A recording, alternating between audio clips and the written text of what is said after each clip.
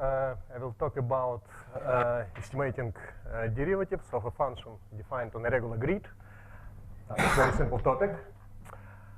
And well, the main idea of my presentation is also very simple. I would like to show you and demonstrate using some real-world examples that rational approximations are better, actually much better than polynomial ones. Since I'm new to this community, so this is just my very short scientific bio. So I started from dealing with mathematical analysis of porous media and composite materials. Then I moved to geometric modeling and computer graphics, where I dealt with problems of surface reconstruction from scattered data, feature extraction, freeform deformations, and so on. And later on, I moved to Scotland. And now I'm dealing with some problems arising in image processing. And today I will consider some applications of this stuff in image processing. And let me start from very simple things.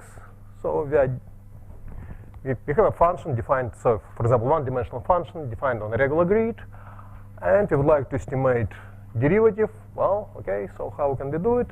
For example, we can derive very simple finite differences, 3-point differences for the first and second order derivatives, right? So we just expand function into Taylor series expansions. Then, well, okay, we have two Taylor series expansions. We just subtract one from another, and we get the standard 3-point approximation. If we add one to another, we get another approximation, also quite relatively accurate for second order derivative.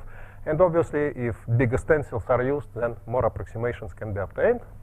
So this is just a very simple thing. Well, let me just do it a bit further. So here you can see.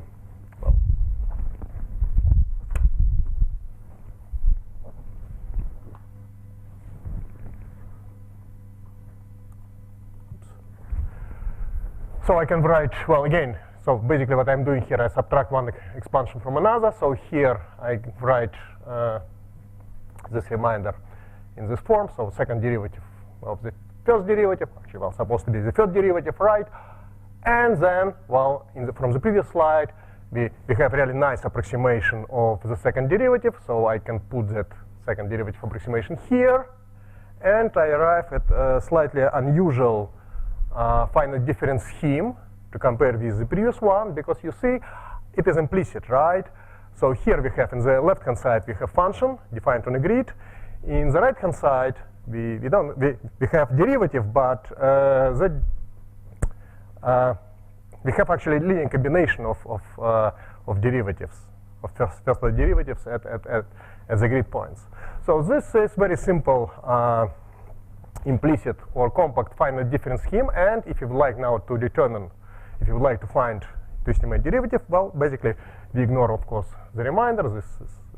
And then we have just to solve a system of linear equations. And that system, of course, is very simple system of linear equations, because it's just three diagonal system of linear equations. It's very easy to solve. Anyway, you can pay attention that, well, it's not a big deal, right? It can be solved very quickly. But it has higher approximation accuracy to compare with the standard 3-point standard symmetric difference. Well, we can do it. We can do it even better. Well, if we consider bigger stencils, and it turns out that this simple approximation scheme they correspond to Padé approximations. And actually, well, this is derivation using, this is how Padé approximation can be used to derive slightly more accurate finite difference approximation scheme for the first derivative. And actually, this is, well, the stuff was well known, at least to those who dealt with numerical treatment of differential equations. So this is some stuff from book of Lothar Kollotz, the numerical treatment of differential equations. And in the appendix of this book, you can find a lot of formulas where all these first order, second order, third order, and even fourth order derivatives are estimated in both in explicit and implicit ways. And the general conclusion here, so these approximations indeed correspond to implicit approximations, correspond to Padé approximations, and indeed those implicit approximations deliver very accurate estimates of the derivatives, assuming that step size is small. Okay, it was kind of state of the art in differential equations, well, at least 50 years ago. On the other hand, in image processing, people deal with much simpler numerical schemes. Well, the reason why they deal with much simpler numerical schemes is, well, first of all, they're not mathematicians in general, and second, they need to estimate those derivatives really quickly. They don't need big stencils. They use, in practice, they use really small stencils. So if you take, well, a textbook on image processing, you usually find two common schemes, Prewitt or Sobel. Sobel is probably the most popular scheme to estimate derivatives, and so basically image is just a matrix, right? And then we assume that pixel size is small, so we assume that h is equal to 1, and then derivatives actually very important, because derivatives image gradient allows us to determine edges, and probably the most important image features. And then image derivatives are estimated by convolution of the image with say with these masks. Well, okay, it's not exactly very accurate, right? Because, well, some normalization factors are completely ignored here. But for many applications, actually, gradient magnitude is not that important to compare with gradient direction. And, well, it's easy to decompose, for example, it's easy to decompose, well, okay, so this is more or less general form for those 3x3 stencils. It's easy to decompose them into two operators, one in x direction, another in say, in y direction. One is horizontal, another in vertical. And you see that actually in one direction we apply just very simple finite difference. In another direction we apply kind of smoothing. The main issue with these stencils, with this mask, that indeed, well, they're not very accurate. They're not very good. Well, they're really fast. They're very simple, but they're not so good in estimating of gradient direction. So quite recently, another scheme was proposed, which is actually very similar to that Sobel scheme or Prewitt scheme. The only difference, just slightly, just different weights were used. And indeed, well, I found this particular scheme in relatively recent book, and indeed it was reported that it produced, and now it is recommended as probably the best scheme to estimate the image derivatives. And if you make a search, well, thanks to Google Scholar, so you can find that actually it was subject of intensive research, and well, people propose different schemes. Well, again, so they're looking for very simple stencils, just 3x3 stencils, and they just, based on different observations, they suggested different values for the weights, well, particularly for that weight parameter W. It's interesting that about 60 years ago, British applied mathematician suggested to use that parameter W is equal to 4 and prove that actually it is the most isotropic scheme if we assume that h is small, and this is the proof. It's more or less the same proof as Bickley used in his paper, right? So the proof is obvious, right? We just, well, instead of shifts, we use just exponential of differential operators. Well, and then, well, after some Taylor series expansion, we arrive at this formula, and Laplacian is isotropic operator, then basically, indeed, this is the most isotropic scheme, assuming that H is small.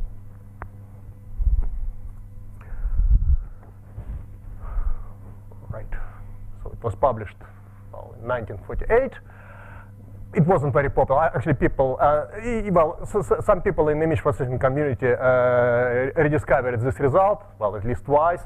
I found even one patent where the people just claim, well, okay, this is the best one, and even patented this particular scheme.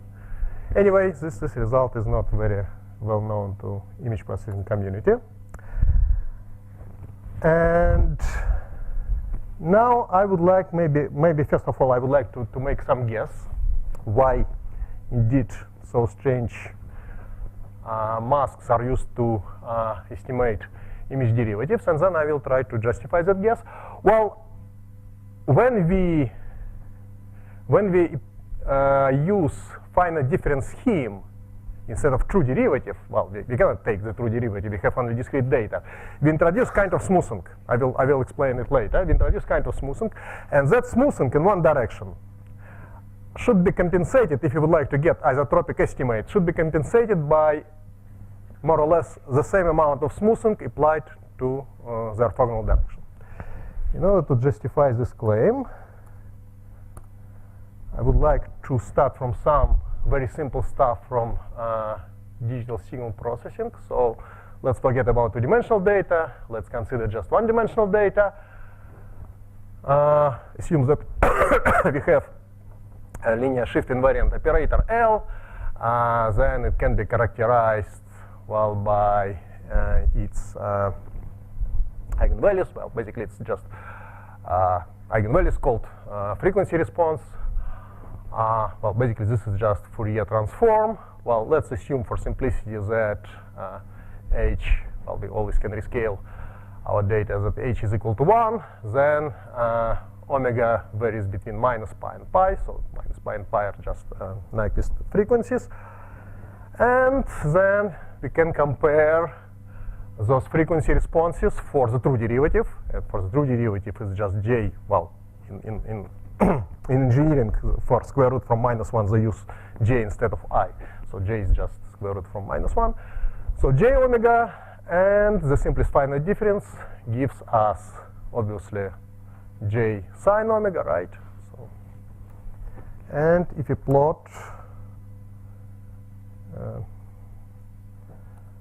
okay, so J sine omega, we can consider also implicit finite difference from one of the previous slides. In that case, instead of trigonometric polynomial, we have a rational trigonometric polynomial.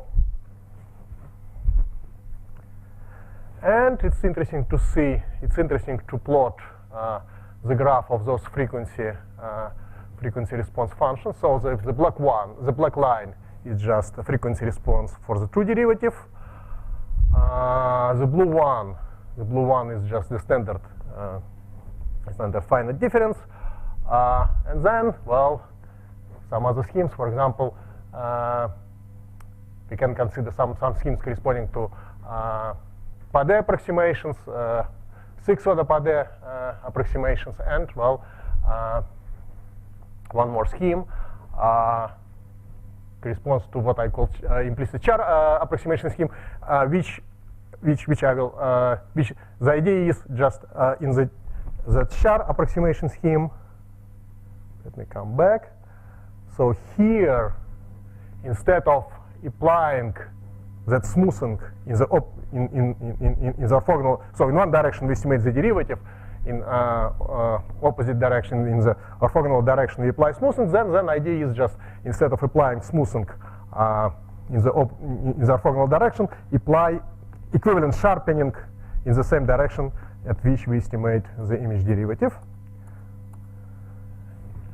And this is the red line, which gives us very good approximation, of the true frequency response function. And here we are not really interested in how accurate our approximation is for low frequencies, we are mostly interested in, well, okay, of course we would like to have good approximation for low frequencies, but we also would like to have good approximation of the derivatives for middle range frequencies as well. So one more time. So instead of using such a mask, which is very common in image processing applications, again, so once we apply just that standard finite difference in one direction, we have to compensate smoothing effect. Again, indeed, we introduce some smoothing. It's pretty clear seen from here, right? So you see that this is frequency response function corresponding to that simplest symmetric finite difference, right?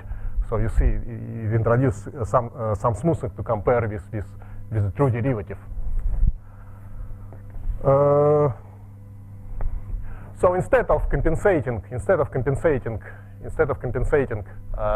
that smoothing when we use finite difference by applying similar smoothing in orthogonal direction, let us just apply that smoothing in the right-hand side, and we arrive at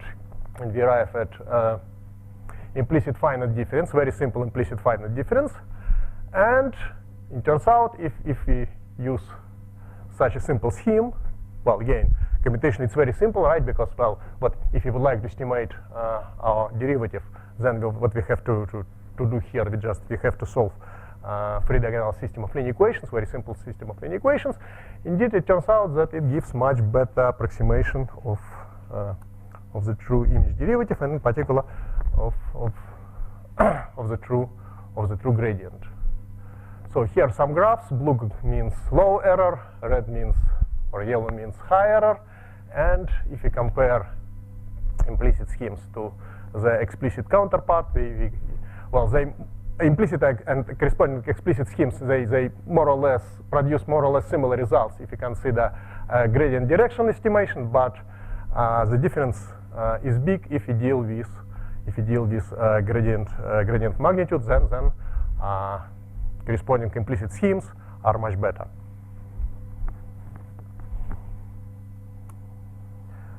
Right now, some examples. Okay, so let's compare just these two schemes, this one and corresponding implicit scheme. Okay, so for example, if I use just standard edge detection procedure, well, I use actually Kenny edge detection procedure, and I use Sobel derivatives, then this is the result. If I use Char scheme, well, just similar 3x3 mask, but slightly different weights, I have something like this. And if I use just implicit scheme corresponding to this explicit, so you see that I have actually more features here. So features which were lost here, so now are detected, so that nose profile is more or less detected here. So why? Because this introduces some smoothing, and so you can see that this edge is not very pronounced in this image. So we introduce some smoothing, and then we lose it. Okay, it turns out that implicit or compact finite differences, they're not very known in image processing community, but they're very well known for people who deal with turbulence, who deal with computational aerodynamics and similar topics. And in particular, Lel, in his paper, introduced family of compact or implicit finite differences. Lel is now professor at Stanford. So he did compare. So he considered five diagonal implicit finite differences to estimate the first order derivatives, and also he did similar studies for second order derivative, for third order derivative, and so on, and for some other filters. And this is frequency response function, so this is his result. So he used some kind of heuristic, and well, he shows that well, okay, so this is profile, this is frequency response function graph for his scheme. So let me try to beat it. Well, very natural mathematical approach. So what I would like to do, I would like to try to use some mathematics, some very simple mathematics to improve result obtained by physicists. So what I'm doing here, so I have some function, and that particular function is very simple, right? This is frequency response function for the true derivative. It's just straight line, y is equal to x. And I would like to approximate that function. I would like to approximate that function by using some low-degree trigonometric polynomials. So I formulate it as very simple optimization problem. So this is my function that I would like to approximate. I approximate it by this polynomial. So I just write, instead of dealing with rational functions, I just, well, okay, consider just, well, okay, just multiply by q, and then I use very simple kind of Galerkin approach. So I'm looking for some basis function g such that, so here in P and Q, in rational functions P and Q, I have just low degree polynomials with unknown coefficients. So in particular I use P3 and Q2. Well, these polynomials correspond to that Lel finite difference, implicit finite difference scheme from the previous slide. And then, just well, what is going on then I just put here 5. Well, I need 5. I have to determine 5 coefficients. I put here 5 test functions and check. And each of these orthogonality condition leads to a system of linear equations. Leads to linear equations. So I have system of linear equations with 5 equations and 5 unknowns, and that's just very simple stuff. Well, okay, immediately I arrive at solution. It's done by Maple. Okay, that particular solution that I showed you corresponds to this sine line. Well, okay, so the red line, the red line is that the red line corresponds to Lel solution. The blue one, well, I haven't yet beat it because, right, it looks better, but actually I have quite large error here in this region. Yeah, but well, with that technique, it's very easy to fix. In particular, very easy, simple fix is just I introduce some weight, and that weight is equal just 1 for region from 0 to 0.9 pi, and then just 0 outside this region. And then this pink line, well, it seems, at least it seems in this graph, that it does better job to compare with that Lel implicit compact finite difference scheme. Okay, now it's time to compare. Well, it was just, well, simple mathematical exercise.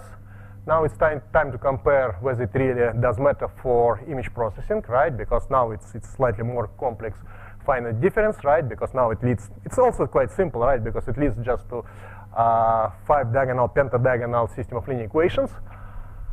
Right, so this is more or less standard method used. So for, again, I tested on edge detection. So this is more or less standard method for standard procedure to estimate image derivatives. This is implicit scheme that I just showed before, very simple implicit scheme. And this is what I called Fourier-Padé-Galerkin scheme. Not much difference. So I mean, in theory, it shows really good behavior, but in practice, well, you can see it's slightly more sensitive to image features, but well, not really big improvement. So it's better to use this one because it's much faster, especially if you deal with large images. Implementation is, of course, well, again, so things are very simple here, right?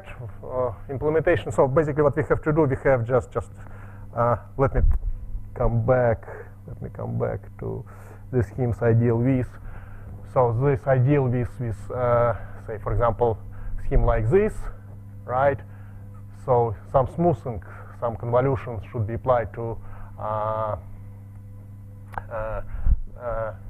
function values, and then very simple pentadiagonal, if all these coefficients are there, system of linear equations supposed to be solved. And practically it's, of course, very simple thing. So this is very simple MATLAB code. So you see, well, basically it's just, well, how many, technically it's just maybe the most important here, just 5 lines of code, nothing else. Now let me consider some other applications. Okay, now I know how to estimate accurately image derivatives, and I would like to see what I can do. Well, okay, it's a very mathematical approach, right? I have a hammer, and I'm looking for nails. I have a tool, and now I'm looking for applications. So let me, my first application is the so-called Peronomalic nonlinear diffusion. So I don't know, probably some of you are familiar with this stuff, right? So it was introduced in 1990s or something like that, so about 25 years ago. Right now, of course, much more sophisticated PDEs are used for adaptive image smoothing, but let me try with this. I don't have implementation. I mean, I have slightly different implementation in hands right now. Let me show how it works, not for images, but for shapes.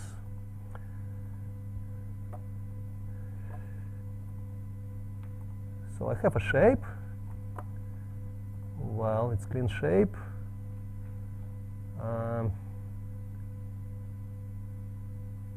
Let me add some noise. So let me. Okay, it's noisy shape. And let me now try to smooth it. I don't really remember what is right value for all these thresholds. Doesn't really matter. Okay, so this is how it works. It's not perfect. Probably better result can be obtained if I just select those parameters more carefully. Anyway, so this is how this is actually extension of Peronomalic diffusion to surfaces, to triangle meshes, but it works more or less in the same way for images.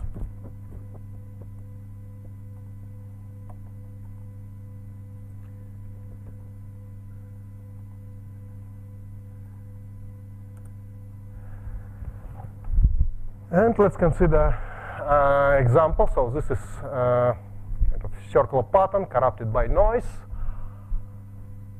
Well, and if you apply standard Peronomalic nonlinear diffusion with standard finite difference approximations, then the result will be like this. Well, okay, frankly speaking, it's not really a fair example, because right now, if you would like really denoise something like this, we have to use not isotropic PDE, we have to use slightly more. So here G is just constant, G is just function. So if you would like to deal with situations like this, we have to put here instead of function, we have to put a tensor, we have to put say matrix, right? So then and define coefficients appropriately, so we have to deal with anisotropic PDE.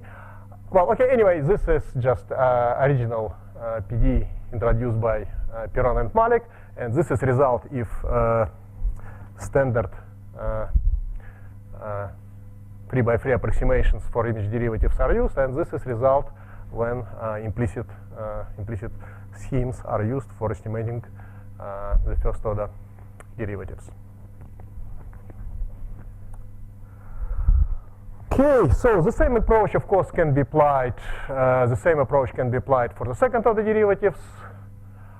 Once we know how to estimate the second order. So these are frequency response functions corresponding to the true second order derivative. It's parabola, right? And to different approximations.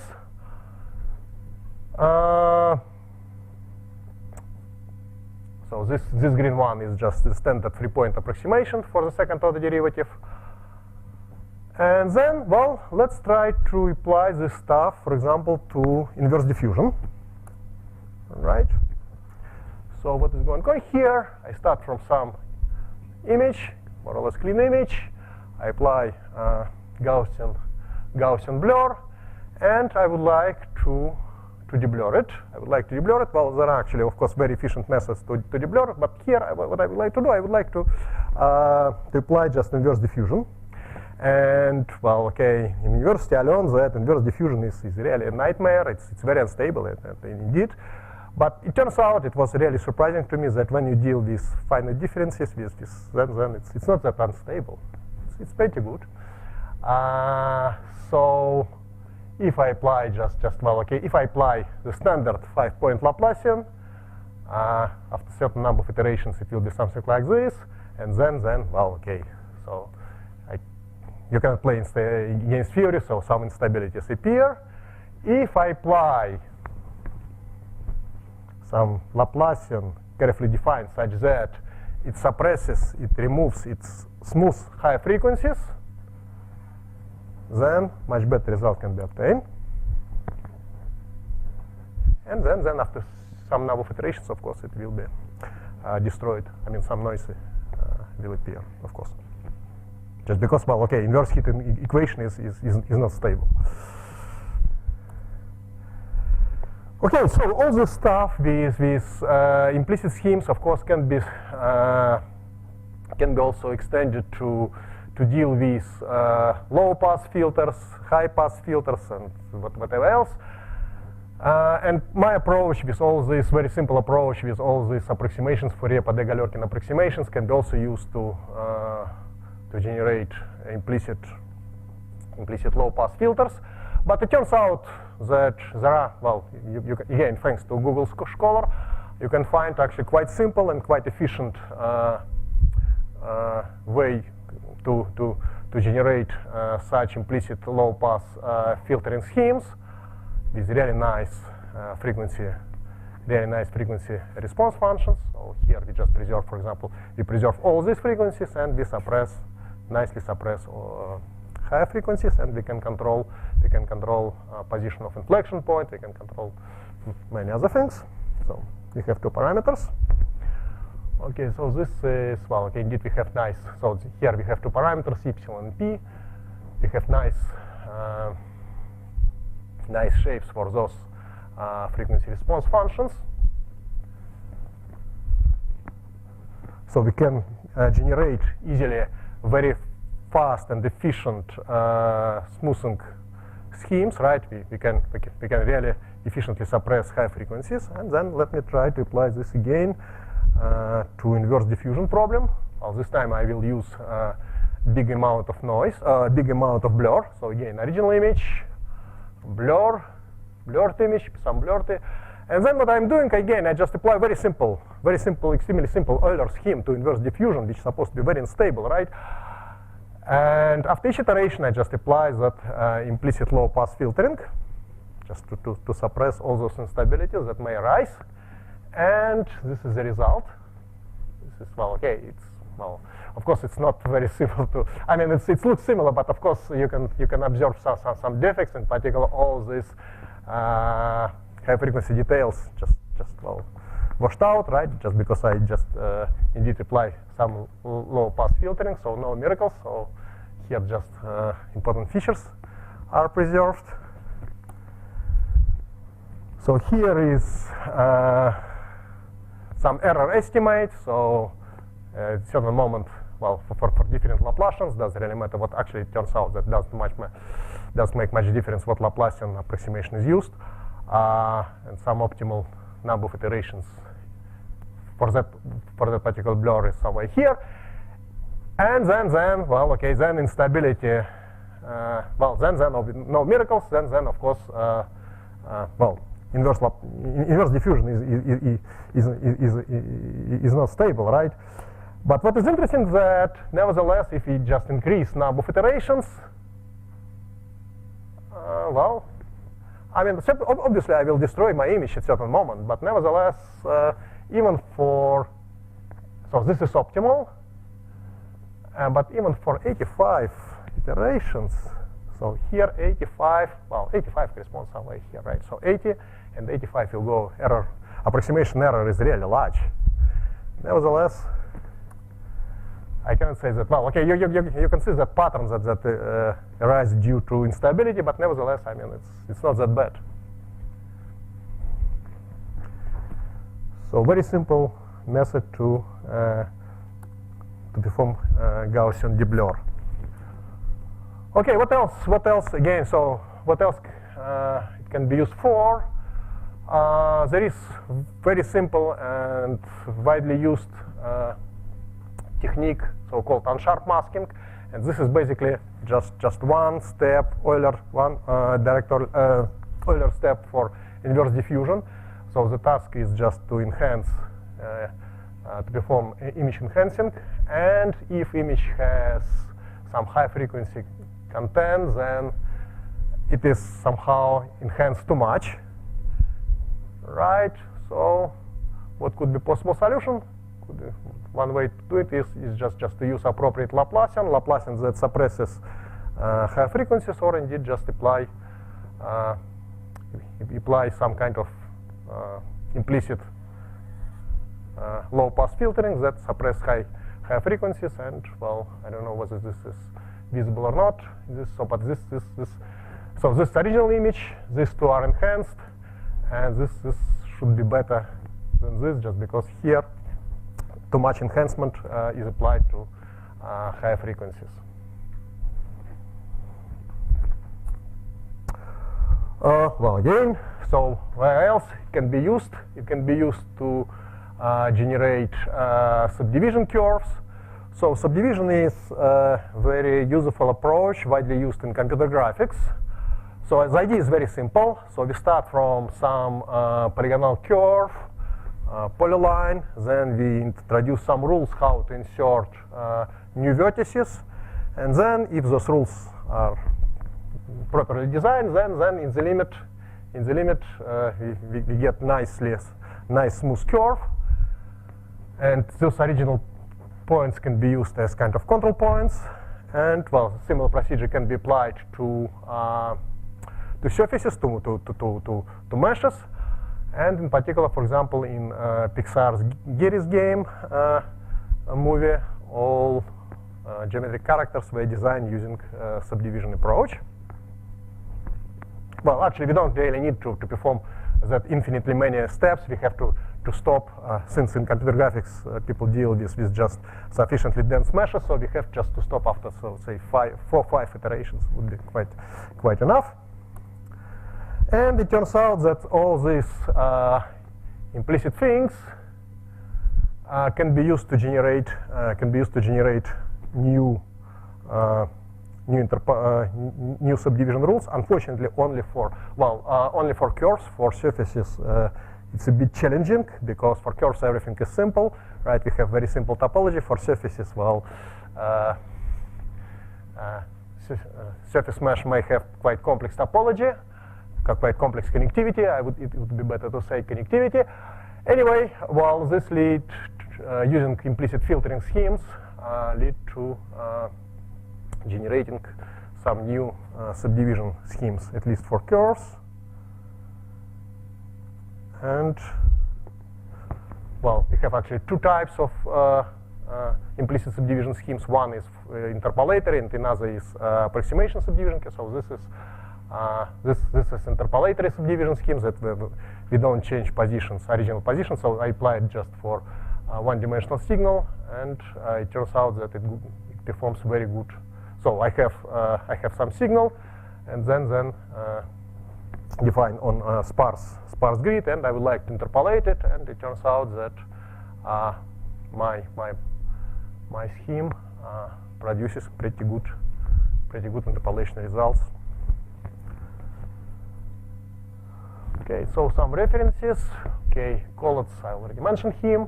Raymond, well, okay, the guy who introduced those implicit low-pass filtering schemes. Lel, professor from Stanford, who became famous due to his paper on compact implicit finite difference schemes. And so some of my works.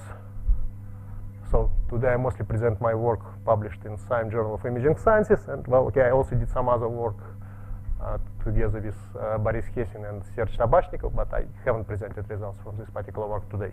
That's all. Thank you.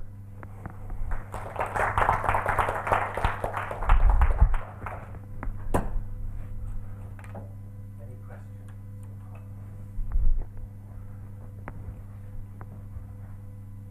Can you just comment? I mean, very often we just do all these methods in the Fourier domain, pseudo-spectral method. No, it's much cheaper to do it in this way. In Fourier domain, you have to perform Fourier transform. But this is cheap because It's not really cheap.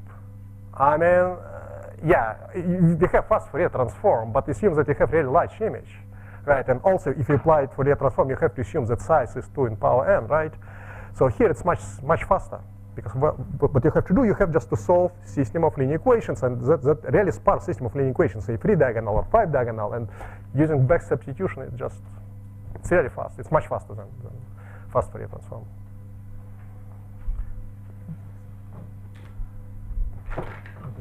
Yes? All the operators are automatic, or if you consider something that is multi-scale or something of that flavor. What? All the operators that you describe. Global, yeah, global. Yeah, well, I mean, you can do it. Obviously, you can try. Well, so here I was mostly interested in theoretical issues. Of course, you can just, well, why should you apply it to the whole image? You can just consider small subimage and apply it to that subimage. So you can do it, or you can indeed do it in multi-scale way. But well, again, so what could? Well, okay, so it's fast. So usually multi-scaling is used when you would like to accelerate. Probably it's not really needed.